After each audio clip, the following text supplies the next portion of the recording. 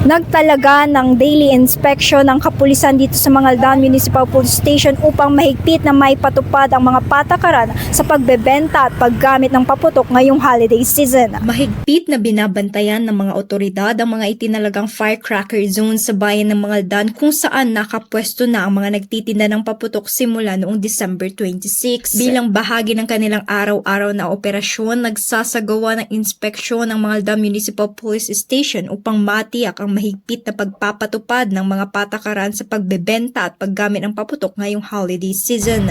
Samantala, patuloy naman ang koordinasyon ng Mangaldan Municipal Police Station sa Bureau of Fire Protection, lokal na pamahalaan at iba pang kaugnay na ahensya upang bantayan ang lugar at masiguro ang kaayusan at kaligtasan ng mga nagtitinda at mamimili. Layunin ng pinagsamang operasyon na maiwasan ang sunog, aksidente at pinsala lalo na sa panahon ng pagdiriwang. Hinikayat naman ang kapulisan ng publiko na bumili lamang ng paputok sa mga otorisadong tindahan sa loob ng itinalagang firecracker zone.